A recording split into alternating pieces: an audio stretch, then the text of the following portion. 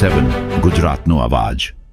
નમસ્કાર દર્શક મિત્રો, i7 ન્યૂઝ ગુજરાતીની સાથે હું છું આપની સાથે પાયલ બામભણિયા। તો જોઈએ આજના મહત્વના સમાચાર।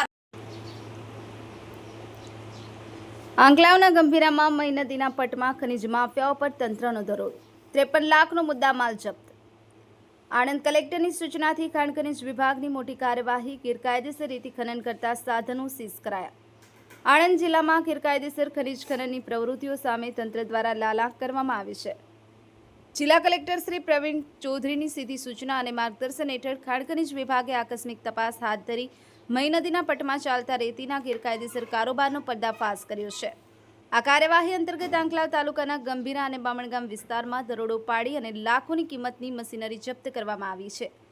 જિલ્લા કલેક્ટર શ્રીના માર્ગદર્શન મુજબ આણંદના મદદનીશ ભૂસ્તર શાસ્ત્રીની તપાસ ટીમ દ્વારા આજે વહેલી સવારે આંકલાવ તાલુકાના ગંભીરા બામણગામને લાગુ મહી નદીના કિનારાના ભાગે ઓચિંતી તપાસ હાથ ધરવામાં આવી હતી। આ સ્થળ પર રેતીના ગેરકાયદેસર ખોદકામની વ્યાપક ફરિયાદોને પગલે તંત્ર દ્વારા આયોજનબદ્ધ રીતે ઓપરેશન પાર પાડવામાં આવ્યું હતું।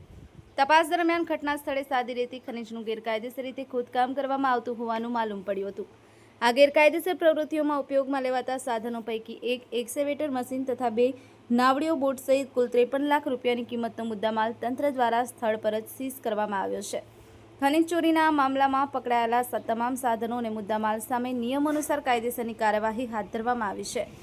આણંદ જિલ્લા વહીવટીતંત્ર અને ખાણ ખનીજ વિભાગ દ્વારા આગામી સમયમાં પણ આવી ગેરકાયદેસર પ્રવૃત્તિઓ ડામવા માટે સઘન ચેકિંગ અને કડક પગલાં લેવામાં આવશે તેમ જણાવ્યું છે। Bureau chief Narendra Sharma, i7 news Gujarati, Anand.